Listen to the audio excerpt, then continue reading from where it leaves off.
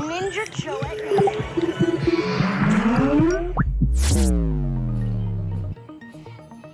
Primero la televisión, después el ordenador, pero sobre todo los teléfonos inteligentes y las tabletas.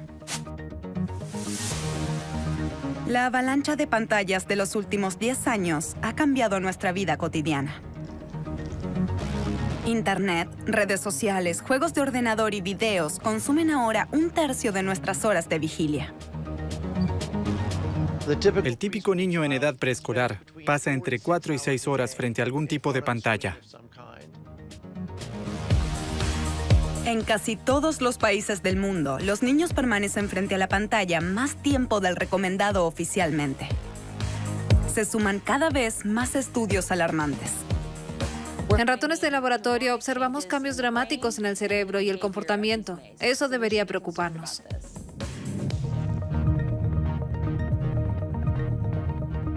¿Por qué no estoy en Facebook? Porque sé lo que le hace al cerebro. El potencial de adicción es un riesgo para los jóvenes. ¿Es la generación digital realmente una generación enferma? Hay muchas cuestiones abiertas. ¿Está bien usar las pantallas? ¿Cuánto tiempo? ¿Cuánto es demasiado para mi hijo? Entonces, ¿cómo podemos usar los medios digitales de forma saludable? ¿Y qué hallazgos aporta la ciencia?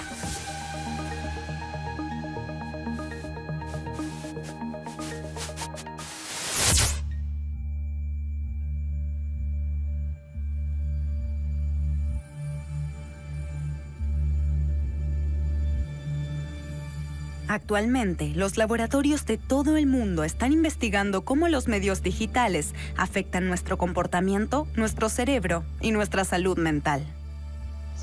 Hasta ahora hay muy pocos datos en este ámbito. Solo para dejarlo claro, en la ciencia se necesitan 20 años para poder demostrar los efectos. 20 años. Los niños pequeños utilizan tabletas desde hace 7 u 8 años como máximo. Salieron al mercado antes de que se investigaran los riesgos de su uso. Hubiera preferido que fuese al revés.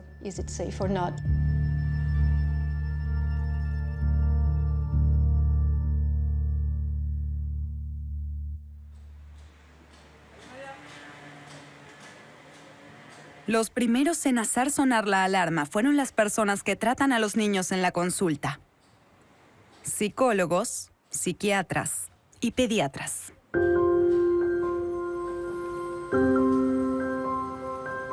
Estamos en Rosny-sous-Bois, en el área metropolitana de París.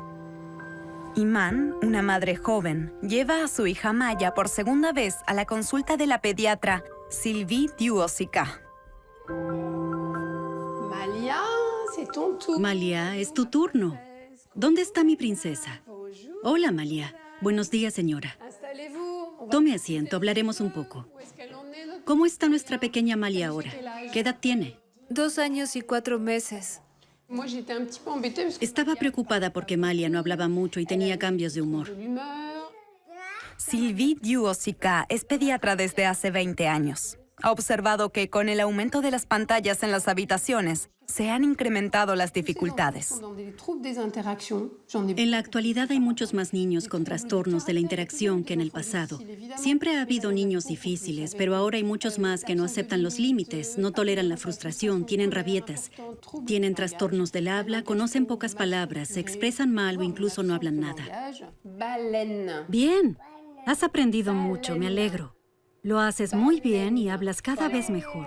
Voilà, tu as beaucoup changé, Malia. Je suis très contente. Tu es sage, tu parles de mieux en mieux. Hasta hace 6 meses, Maya pasaba 6 horas al día frente a la pantalla después de una siesta, viendo dibujos animados matutinos, comidas frente al televisor y videos de YouTube en su teléfono inteligente. Siguiendo el consejo de la pediatra, la madre ahora le ha puesto un fin a esto. Ahora hay una interacción. Ha dicho una palabra muy importante, interacción. Así Antes es. no existía porque siempre había una pantalla entre ustedes. Así es. Entre papá et... Entre el papá y ella o entre usted y ella. Sí. Así es. Eso cambia mucho las cosas. Los medios digitales ocultan un gran riesgo para la salud del que no se es consciente en absoluto. En la sala de espera de la pediatra, además de los habituales carteles de prevención, ahora hay advertencias sobre los peligros de los medios digitales. También las escuelas observan los medios digitales con ojos críticos. Los maestros observan un aumento de los trastornos emocionales y del habla en los grados escolares inferiores. Muchos expertos en la primera infancia consideran que los medios digitales son una causa de todos estos problemas. Y numerosos estudios epidemiológicos en todo el mundo intensifican esta preocupación. Desde hace varios años se han analizado los efectos de la exposición de los niños pequeños a los medios digitales y en promedio se ha comprobado que el tiempo prolongado ante las pantallas puede tener efectos negativos, alteraciones del sueño, trastornos de atención, problemas de peso y trastornos del aprendizaje.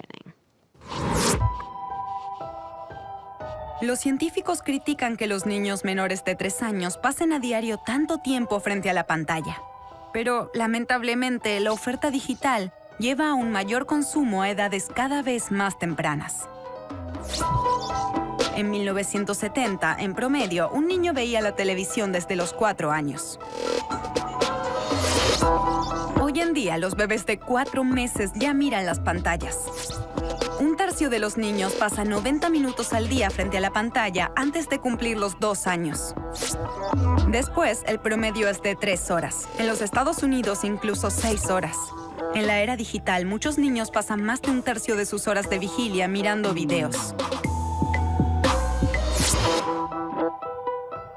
¿Cuáles son las consecuencias? A la ciencia le resulta sorprendentemente difícil responder a esta pregunta. El fenómeno es más complejo de lo que parece, y a veces son necesarios experimentos peculiares para llegar al fondo.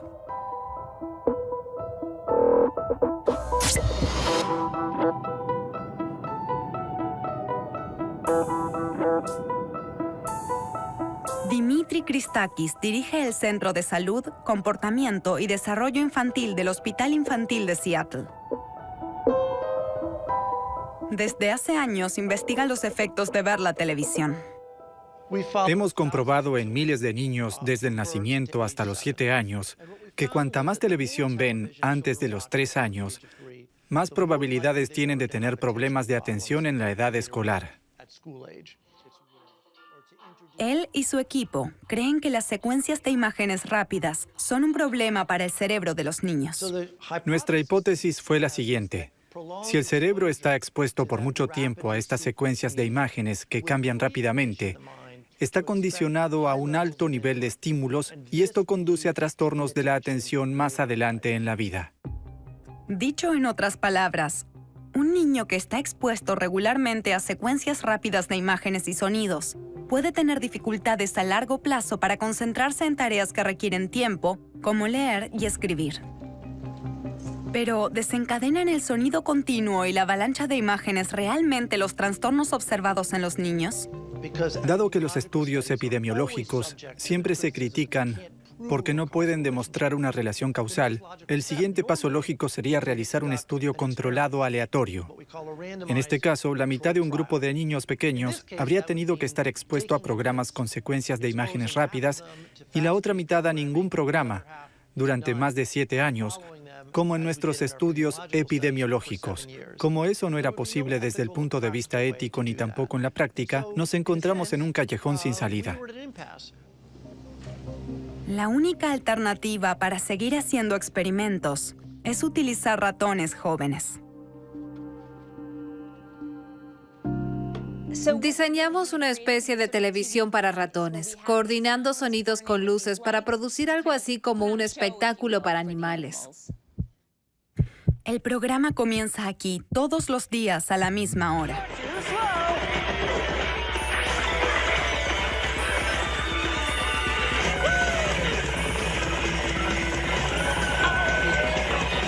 Tenemos muchas animaciones diferentes que colocamos una después de la otra. Luego cambiamos la frecuencia de las animaciones para que los ratones puedan escucharlas.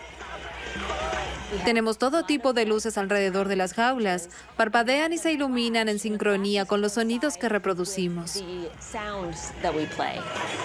How about this? Ninja Show at night. Lo hacemos 6 horas al día. Comenzamos 10 días después de que nacen los ratones y se prolonga durante 40 días. Decenas de ratones fueron sometidos a este tratamiento. Luego se estudió su comportamiento en detalle y se comparó con el del grupo de control, con el resultado de que los ratones expuestos a esta pseudotelevisión durante 6 horas al día no mostraron un comportamiento normal. Los ratones normales se mueven por el borde. Les gusta explorar su entorno, pero prefieren permanecerse a salvo. Los ratones que fueron expuestos a la estimulación sensorial, por el contrario, muestran un patrón de comportamiento completamente diferente. Corren nerviosos y con mucha más frecuencia hacia el centro. En nuestra opinión, están mucho más dispuestos a correr riesgos e interpretamos que el comportamiento de estos ratones es muy impulsivo. Menor control de los impulsos y problemas cognitivos. Las pruebas revelan dificultades de aprendizaje y disminución de la memoria. Ambas cosas características de un trastorno de atención. Gracias a estudios de observación de personas que estuvieron expuestas en la primera infancia a programas de secuencias de imágenes rápidas, sabemos que esto disminuye la atención y aumenta la impulsividad, y vemos el mismo fenómeno en el experimento con los ratones. Este es el estado actual de la investigación en 2019. Los teléfonos inteligentes y las tabletas dominan ahora nuestra vida cotidiana. Interfieren incluso con nuestras relaciones más básicas. Ahora se sospecha que disminuyen el vínculo entre padres e hijos.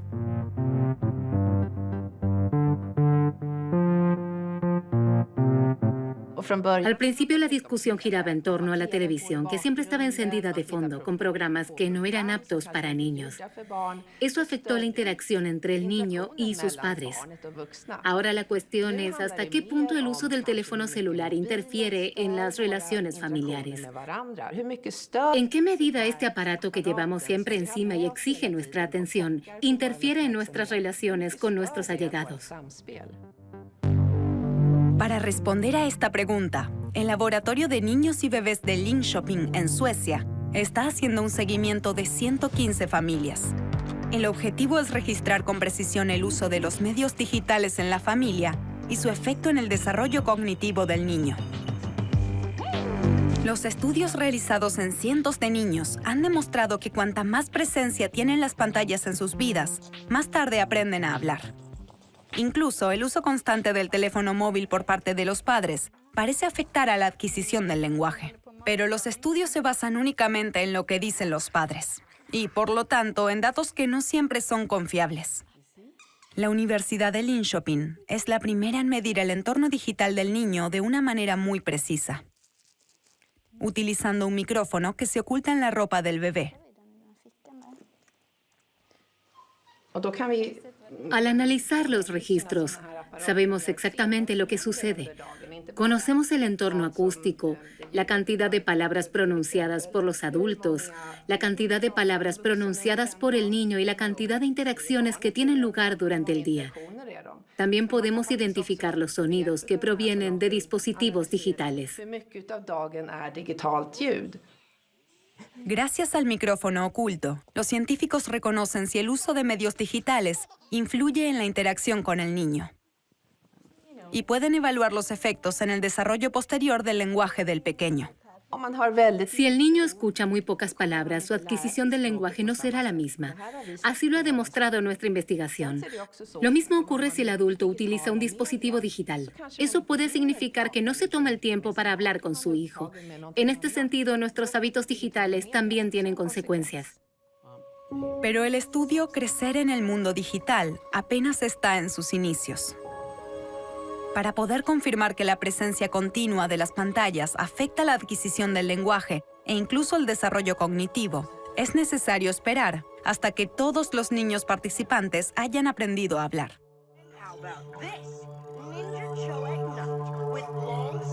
Programas que supuestamente causan déficit de atención Pantallas sospechosas de dañar las relaciones entre padres e hijos y retrasar la adquisición del lenguaje. Todavía no hay pruebas sólidas para condenar definitivamente los dispositivos digitales. Pero los científicos han encontrado otra evidencia incriminatoria. El cerebro de un niño menor de 2 años es incapaz de analizar lo que ocurre en una pantalla. Debemos tener en cuenta que a los niños les cuesta mucho distinguir entre el mundo bidimensional y el tridimensional. Les resulta difícil transferir la información y relacionar lo que ven en la pantalla con el mundo real. Los experimentos de la psicóloga Georgine Trossett de la Universidad de Vanderbilt en Tennessee revelaron esta dificultad de transferencia. Este es uno de sus experimentos con un niño de 2 años.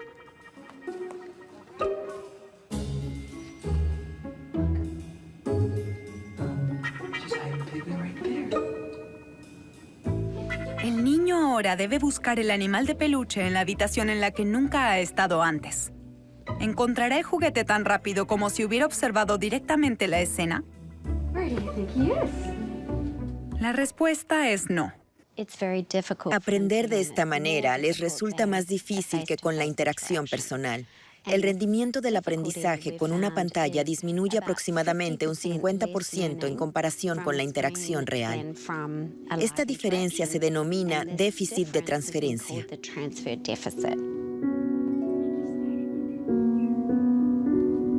Por lo tanto, un niño menor de 2 años no puede trasladar a la vida real lo que ve en una pantalla.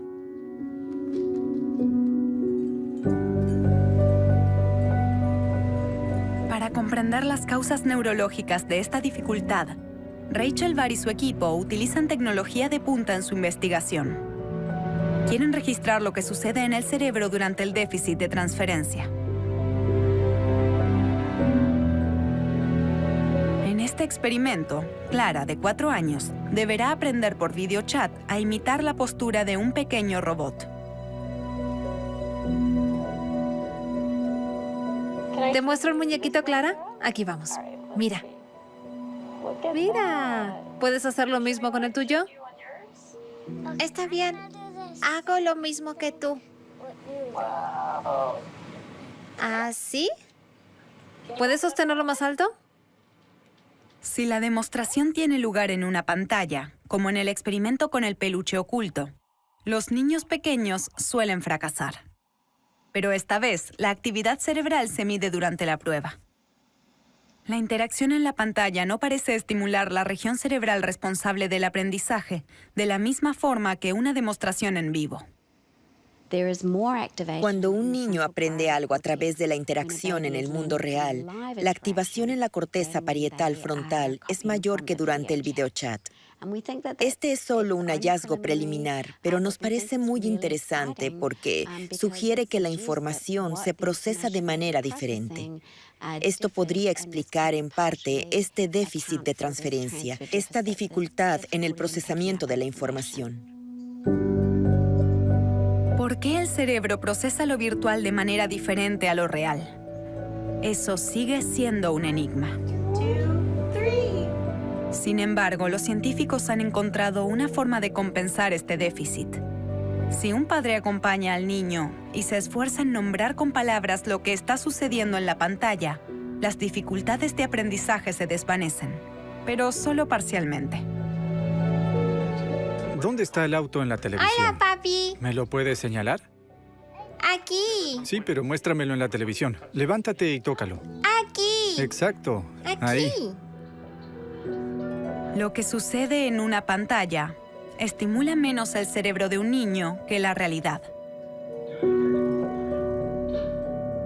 Así que el tiempo que los niños pequeños pasan frente a la pantalla es, en cierto modo, tiempo perdido. Un niño menor de 3 años solo está despierto unas pocas horas, por eso hay que aprovechar este tiempo para que aprenda las habilidades cognitivas y sociales indispensables. Hasta los 3 años se deben evitar las pantallas, así como el bife de carne en el biberón. Se sabe que el estómago del bebé no puede digerir este alimento y tampoco su cerebro puede procesar pantallas.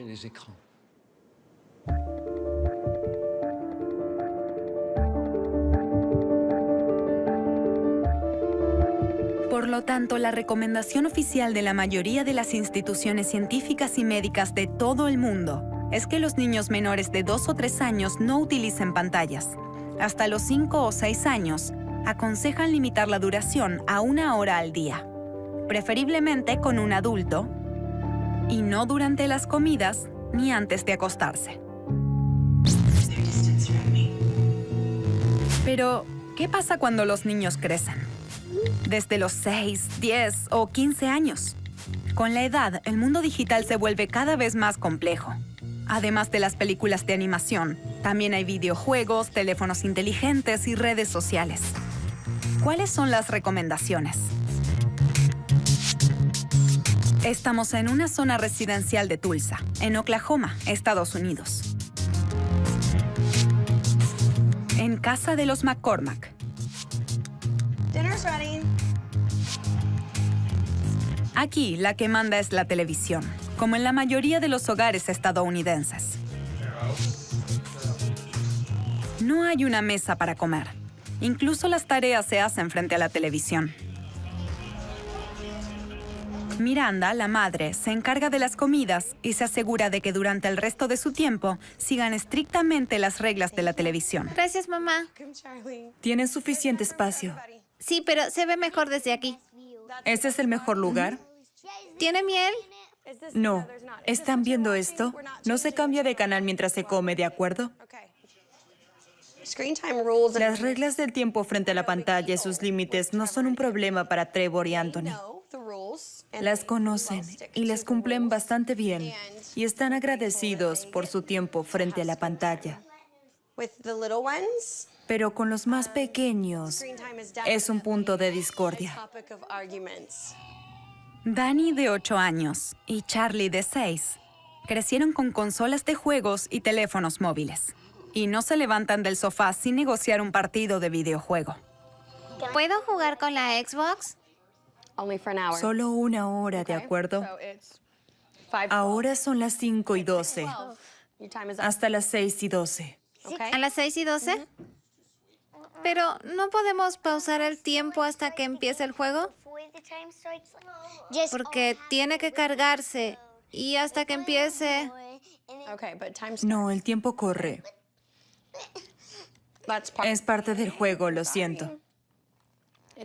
Está bien así.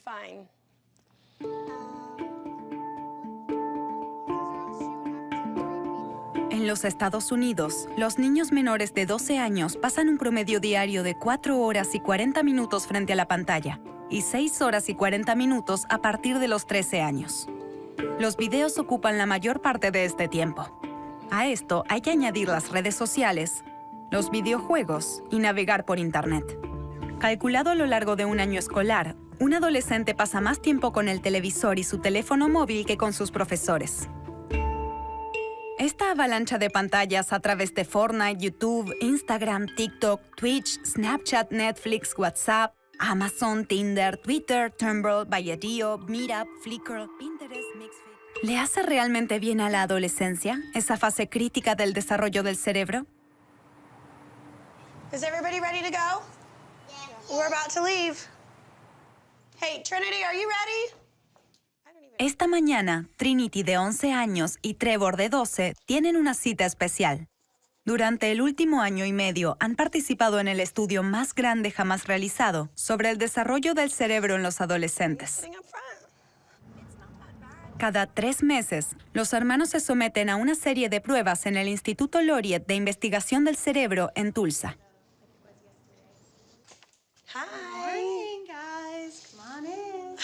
El estudio ABCD incluye a casi 12.000 niños en todo el país, distribuidos en 21 centros. En Portland, Los Ángeles, San Diego, Salt Lake City, Denver, San Luis y, por supuesto, Tulsa. Es el estudio más amplio de este tipo. Primero se les pregunta a Trevor y Trinity en detalle sobre sus hábitos digitales. ¿Cuántas horas envías mensajes por celular, tableta, ordenador? 1 hora.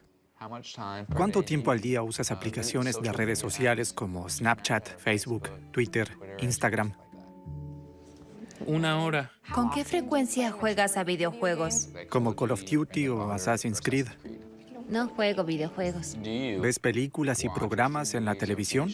¿En Hulu, Netflix o Amazon? ¿Durante las vacaciones de verano? ¿2 horas? 2 horas. ¿2 y media? Bien. Se trata de buscar entre las numerosas prácticas digitales aquellas que podrían dañar un cerebro que se está desarrollando y que es, por lo tanto, más vulnerable. En la segunda década de la vida, tienen lugar cambios drásticos en el cerebro. Durante este periodo, el cerebro continúa madurando y pasa de ser el cerebro de un niño al de un adulto. El cerebro se desarrolla, las redes neuronales se reorganizan y este proceso de reorganización ocurre principalmente en las áreas que afectan nuestra personalidad, es decir, el control de impulsos, la capacidad de tomar decisiones, el control de las emociones. Todo esto ocurre de manera decisiva en esta etapa de la vida. Los cerebros de miles de adolescentes como Trevor y Trinity están siendo escaneados en una tomografía computarizada. Paradójicamente, para que no se muevan durante el examen, se les permite ver una película de animación. El estudio no lleva mucho tiempo en marcha, pero ya se ha hecho un descubrimiento. Los cerebros de los jóvenes que suelen jugar a videojuegos muestran peculiaridades. Lo que se puede ver aquí son las diferencias en los niños que pasan mucho más tiempo jugando videojuegos que con otros medios de pantalla. En nuestro primer análisis vimos que la corteza prefrontal, que es responsable del desarrollo emocional, de la toma de decisiones y demás, se desarrolló un poco más rápido que en otros niños.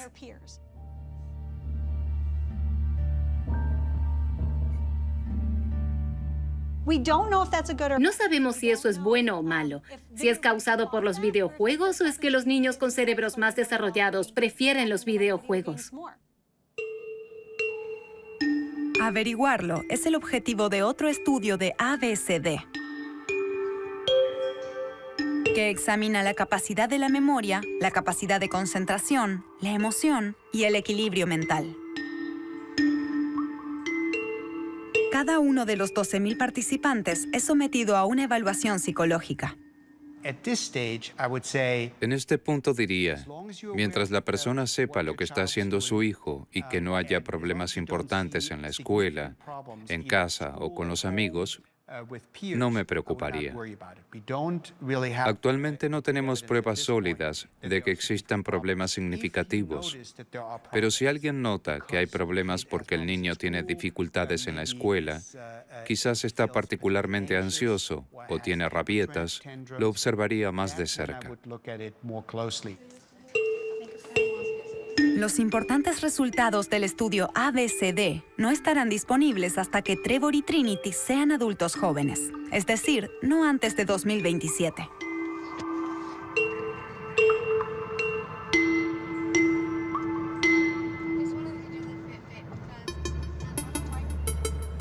Pero hay una pregunta a la que los investigadores deberían dar respuesta lo antes posible, porque afecta a los padres de todo el mundo. ¿Podría el alto consumo de medios de la nueva generación llevar a la adicción? ¿Por qué los medios digitales ejercen una atracción tan hipnótica?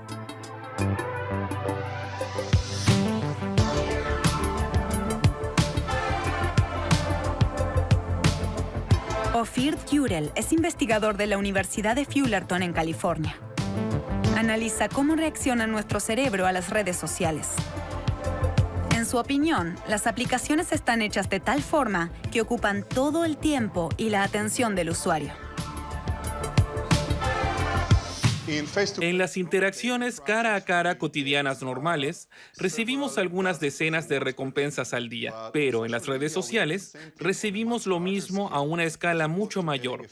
No solo se nos da una palmadita en el hombro unas cuantas veces o se nos dice alguna palabra bonita, sino que tenemos cientos, a veces miles de amigos que se comunican con nosotros y nos recompensan, por ejemplo, a través de un me gusta a nuestra publicación, volviendo a publicar nuestras opiniones, etcétera, y eso nos hace sentir muy bien. Con la ayuda de la neuroimagen, Ophir Turel reveló incluso el mecanismo que utilizan las redes sociales para manipular nuestras neuronas.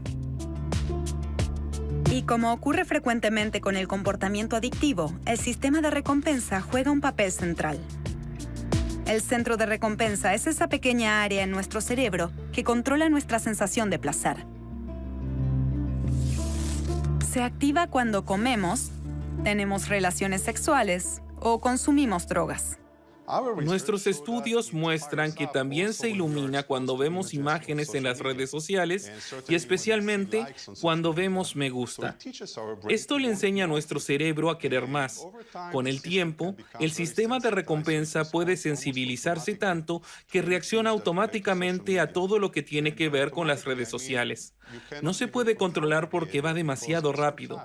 Tu cerebro te dice, ¿quieres esto? Hazlo, sin que tengas la oportunidad de pensar y decir, oye, espera un momento. Entonces, las redes sociales utilizan el sistema de recompensa como puerta de entrada para captar nuestra atención. Pero el mecanismo en cuestión es particularmente peligroso en este caso, porque un me gusta puede llegar en cualquier momento. Para el cerebro representan recompensas aleatorias e impredecibles. Y como muestran los famosos experimentos con palomas del psicólogo B.F. Skinner, esta es la mejor manera de desencadenar un comportamiento compulsivo. Ha demostrado que si premiamos regularmente a las palomas con alimento después de golpear con el pico un determinado número de veces, digamos 5 veces, luego repiten su comportamiento, pero sin excitarse. Si por el contrario se las premia con alimento de forma irregular, es decir, sin seguir un esquema fijo, a veces después de 5 picotazos, a veces después de 10, a veces después de 20 veces, entonces las palomas se vuelven locas. Piden con más intensidad su recompensa, picotean aún más y siguen picoteando incluso cuando ya no hay más recompensa. El efecto de las recompensas aleatorias sobre el comportamiento es una constante en el mundo animal. Funciona en ratas, monos e incluso mejor en humanos. La industria del juego ha prosperado durante mucho tiempo gracias a esta vulnerabilidad psicológica. Las redes sociales han copiado la receta para apoderarse mejor de nuestro tiempo y atención. ¿Nos hemos convertido sin saberlo en palomas de Internet? ¿Es el mundo de hoy una caja de Skinner gigante en la que deambulamos en busca de pequeñas recompensas que reparten las grandes empresas de Internet?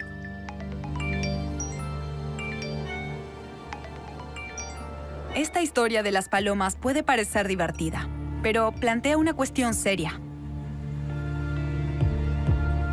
Las estrategias que utiliza la industria digital para captar nuestra atención tienen mucho éxito. Tomamos nuestro celular un promedio de 200 veces al día.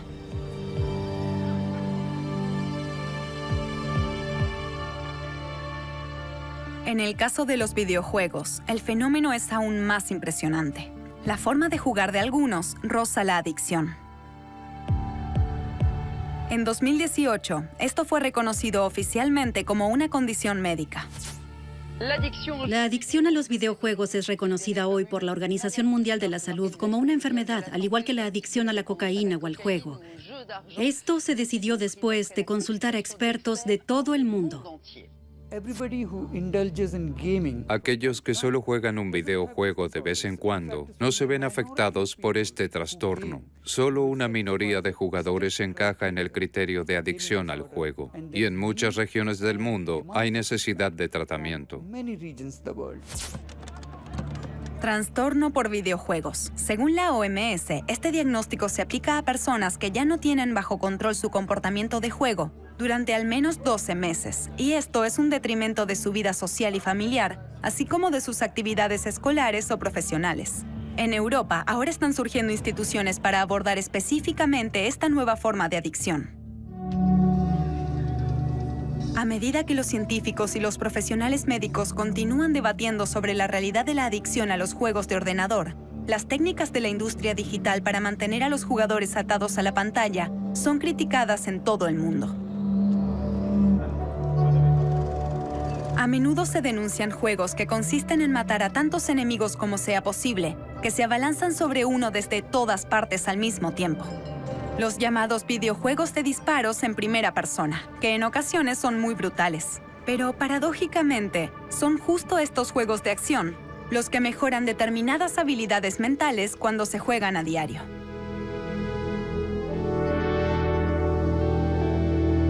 Este sorprendente descubrimiento se realizó en este laboratorio de investigación.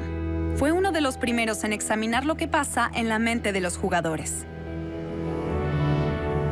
Todo comenzó en la década de 2000, cuando un estudiante de laboratorio de investigación, un gran fanático de los videojuegos, midió su propia capacidad de concentración con una prueba que acababa de desarrollar. Debía desarrollar un test informático que evaluara la atención visual y pensó que debía haber cometido un error en la programación porque pasó la prueba a la perfección. No tenía lagunas de atención, siempre lograba el 100%, lo que según los estudios no debería ser posible. Y luego nos pusimos a trabajar juntos y descubrimos que no era un fallo en su programa de ordenador, sino que en realidad era un error en su cerebro porque él en ese entonces jugaba a los videojuegos. Los científicos ahora han confirmado ampliamente este inesperado descubrimiento. Cualquiera que juegue habitualmente a juegos de disparos en primera persona, le va mejor en las pruebas de atención. Bien, ahora vamos a medir su capacidad de atención. Para ello, su mirada debe estar fija, así que por favor, apoye la barbilla en este pequeño dispositivo. Bueno, le daré las instrucciones desde esa sala. En el monitor verá una cierta cantidad de emoticones azules y amarillos. Los emoticones azules se volverán amarillos. Al final, uno de los emoticones tendrá un signo de interrogación y luego deberá decirme si era azul o amarillo al comienzo de la prueba, ¿de acuerdo?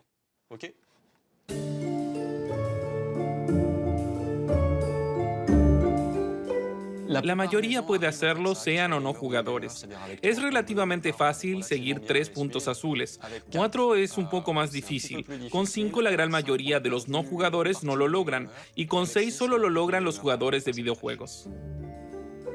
En algunas de estas tareas de atención se observan correlaciones con una mejor capacidad de afrontar la vida cotidiana. Por ejemplo, un menor riesgo de accidentes de tráfico. Esto afecta más a población de edad avanzada. Más atención significa poder concentrarse mejor en la conducción, en la carretera, estar atentos al perro que aparece inesperadamente o al niño con una pelota que cruza de pronto.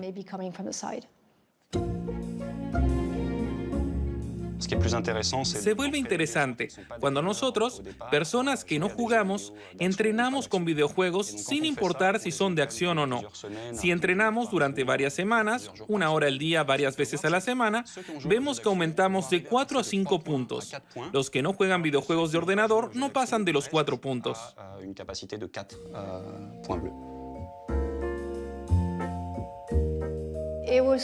Fue muy inspirador ver cómo algo tan banal como un juego de disparos en primera o tercera persona tiene un efecto positivo muy inesperado en las funciones centrales de la atención.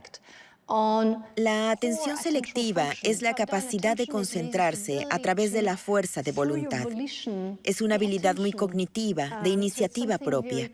De repente, disponer de una herramienta para potenciar esa capacidad parece realmente interesante para una serie de aplicaciones terapéuticas.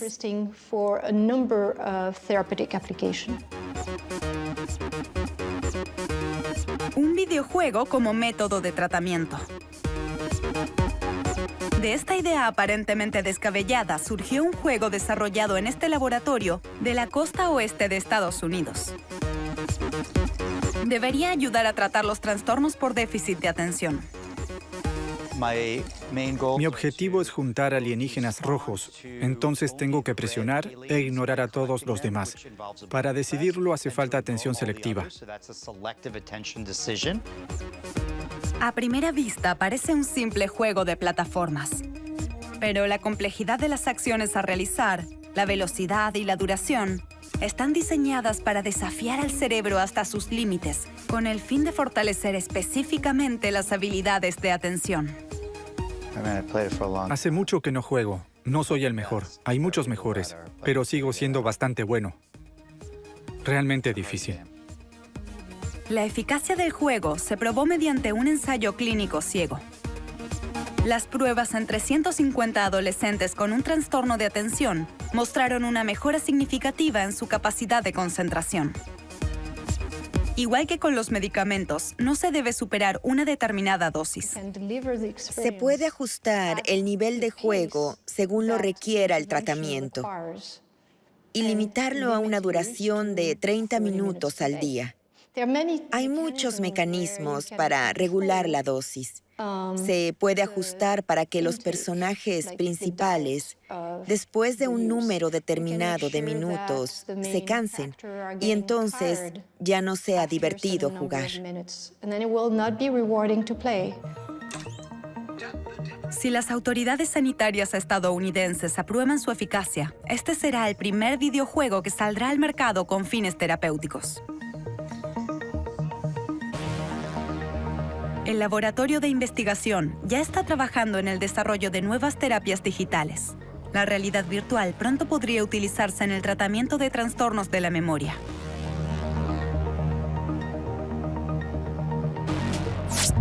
El uso aparentemente paradójico de los videojuegos en la medicina atestigua la ambivalencia de los medios digitales. No son ni buenos ni malos en sí mismos. Todo depende de quién los use, durante cuánto tiempo y, lo más importante, de cómo se usen. Los expertos creen que las altas dosis de medios digitales son perjudiciales para el desarrollo infantil. Por eso, como precaución, se dice, no antes de los 4 años y después, si es posible, solo en presencia de un adulto. Todavía no se han concluido los estudios con adolescentes.